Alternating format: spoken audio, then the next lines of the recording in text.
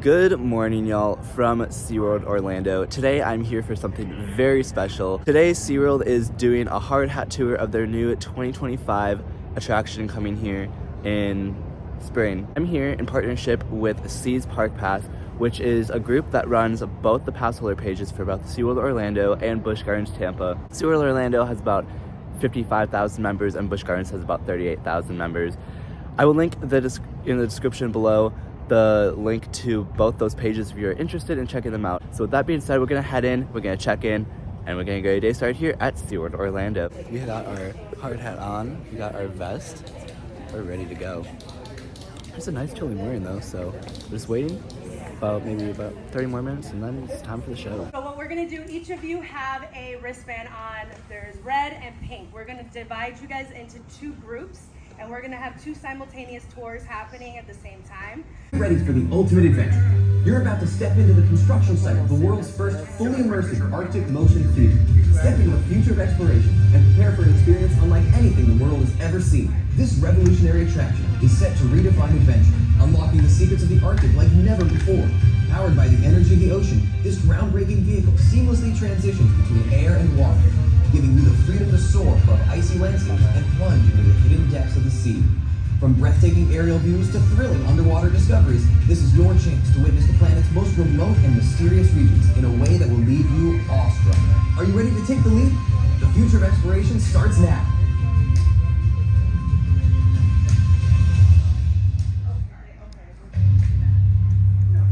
As we talk about hard hat tours at SeaWorld and we talk about rides and incredible new rides that we're putting in, what people forget sometimes is we have incredible real animals that we go and do the same on that side.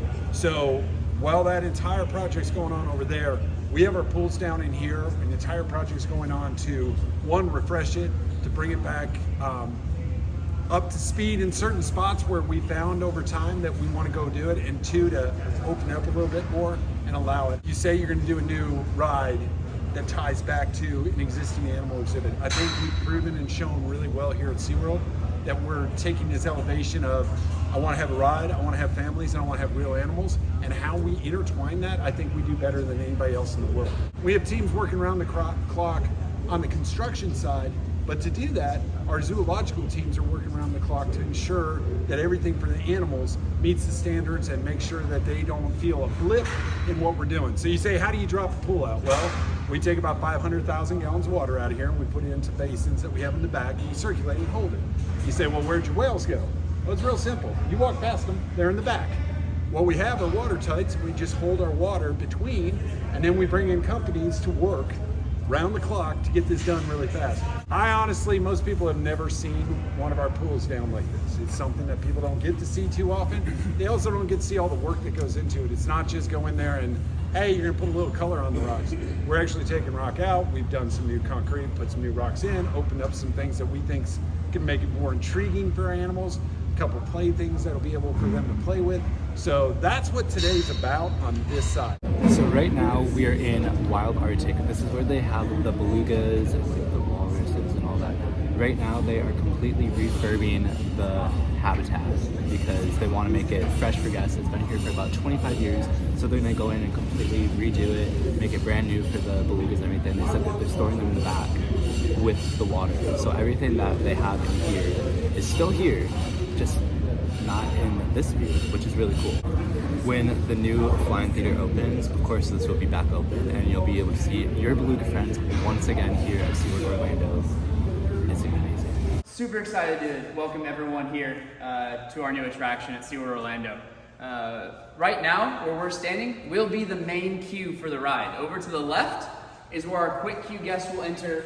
Where you're standing right now is where everybody will wait in anticipation for this incredible new experience. And additionally, we are also including, for those that may not want to ride but still want to experience the animals as they always have, we do also still have a non-rider queue to go directly to our incredible animal habitat that everyone just got a chance to see. While guests are in here, they're going to be immersed with high-resolution light-up images of all of the incredible animals and landscapes of this region. It will be a truly immersive queue experience to start the adventure. As you can see, the background drawing is very old. That is actually one of the original drawings for this building. What we did is, this is about, I would say, 2 steps after what we would call a napkin sketch, and figuring out what kind of experience we wanted to bring next to our guest in here.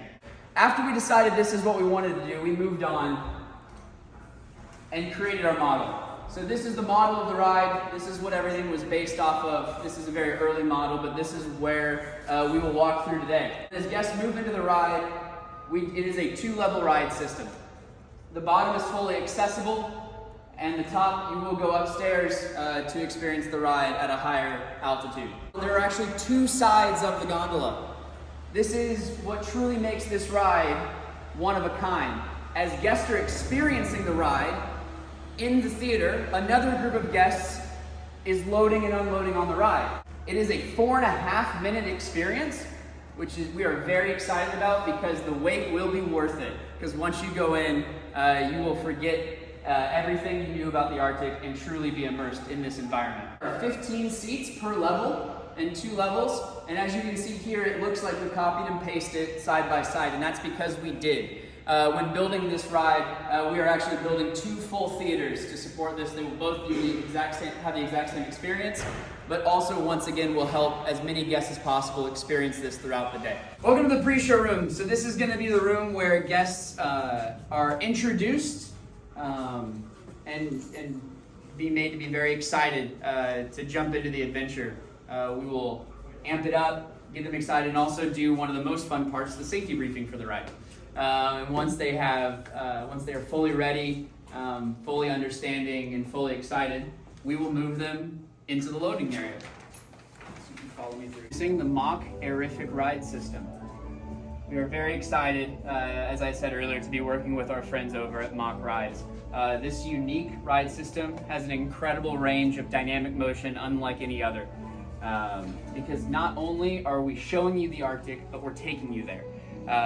Through multiple special effects, scent, mist, wind, light, in addition to as I mentioned, dynamic range of motion unlike any other.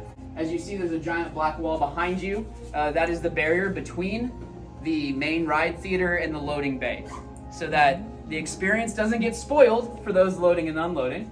And once it starts, this ride will rotate 180 degrees. It will bring the guests that are currently in the theater, none there right now, but when they are, bring them in here, and these guests will get to move out and experience. One of the most amazing things about this ride delivers on another commitment we have here at SeaWorld, and that's adventure for the full family and fun for the full family.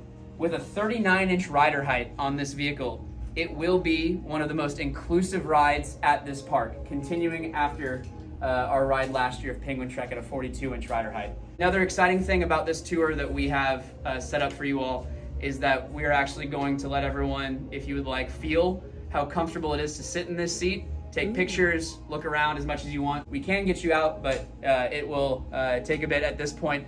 Please do not buckle the seatbelts if you sit down. The ride will not start. So with that, feel free to take a look. I got a little balance. Right?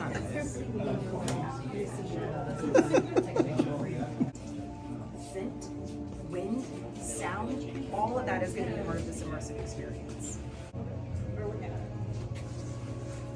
This is my favorite room, as I said. This is pretty cool. One thing that we talked about earlier when showing our napkin sketches is that we wanted to use this space to the full extent possible.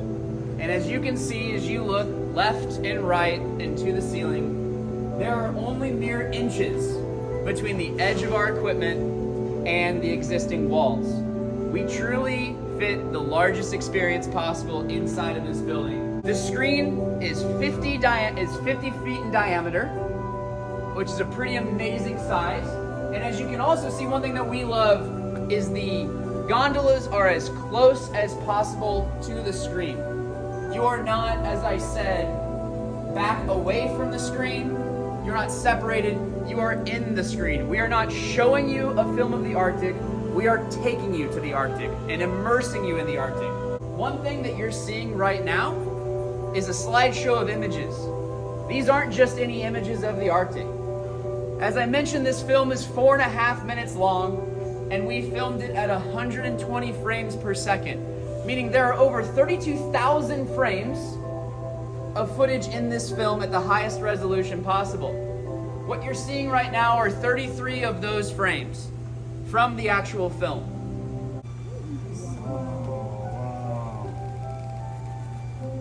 And with that, one more thing that we are very excited to share with you right now is I am very thrilled to welcome everybody to Expedition Odyssey at SeaWorld Orlando, coming spring 2025.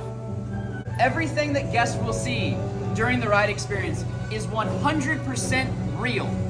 All of the animals, all of the landscapes, all of the adventure is truly real. And that is one thing that we love holding true to here at our park. You go see our subwoofer tower and the true scale and size of the structure that supports this screen. What you're looking at right now is the backside of the Expedition Odyssey screen. So you got the subwoofers right here, you got fans. This is gonna be where everything with the magic happens.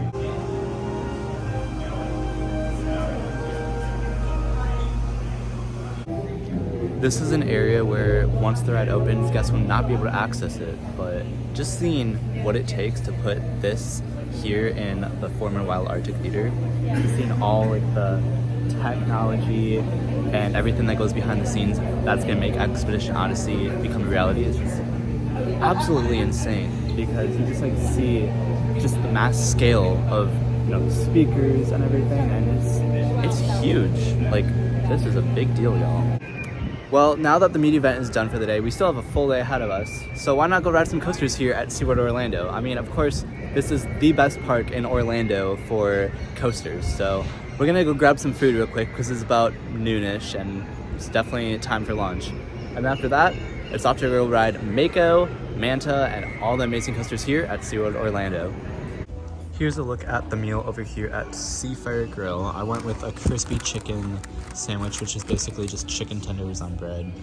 We got the lettuce, tomato, and pickle. And we went with the little cheesecake for dessert.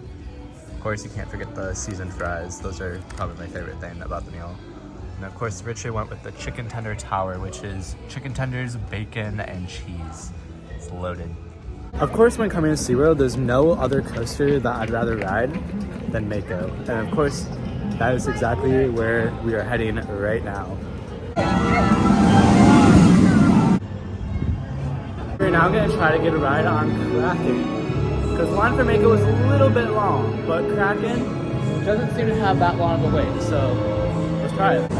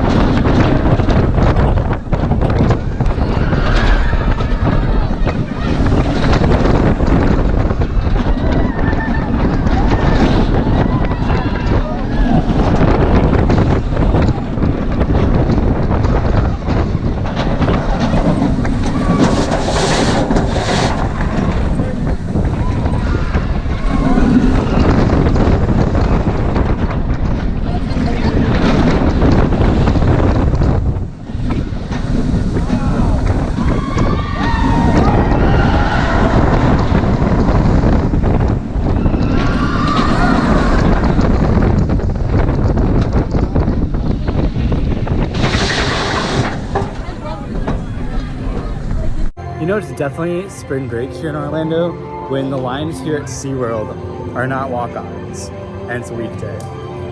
Spring break is officially here, y'all, and that means that theme parks are gonna be busy for the next month or so. Right now, Manta is posted at a 15-minute wait, so we're gonna go in line. We're gonna see if that is the case, because Mako said it was 15 too, but looked a lot longer than that.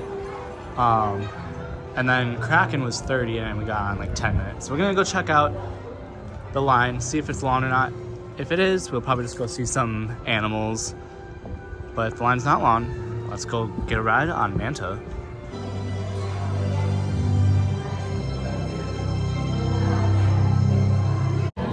As with everything that happens when it's real time you have hiccups that happen. And as soon as we went on Manta, I got the GoPro all set up, ready to go to film the ride, and it froze on me.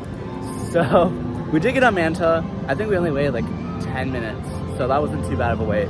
But unfortunately, I didn't get the footage of the ride. I mean, if I wanted to, I could obviously go back in line, but we have other things that we want to do here at the park, so it is what it is. It happens, you know. When you're filming, stuff always happens, and you know, you can't control everything. One area of the park that is definitely overlooked here at SeaWorld is this area over here, which is the SeaWorld Rescue area, where they have the manatees, they have turtles, and there used to be like a little like ride over here. Not like a ride, but like an attraction called Turtle Trek.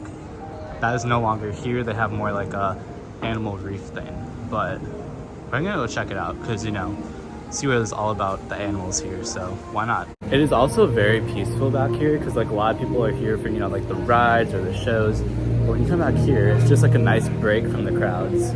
So if you're coming here during spring break and you want to get away from the crowds and the hustle and bustle of SeaWorld, definitely come over to this area. It's over to like right behind Manta, and it's always super quiet back here.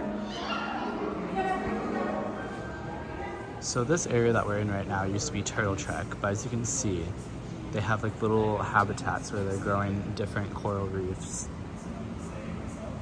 But you can still see they have like the dome here. Here's a look at some of the coral that they're growing here at the Coral Rescue. Got some fish in there as well. Looks like they got some divers in the tank right now doing some inspections.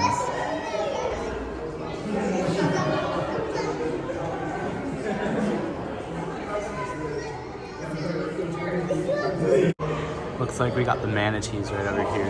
Looks like a little baby one. 1, 2, some more over there.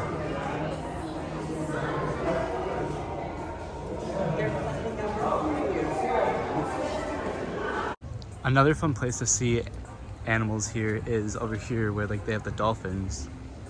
You can see one's getting a little spa over there. She's watering her dolphin. And then some of them are floating right over there. Not a care in the world. I don't know when, but apparently now they have Shamu meeting and greeting out here in front of SeaWorld Orlando. Love that.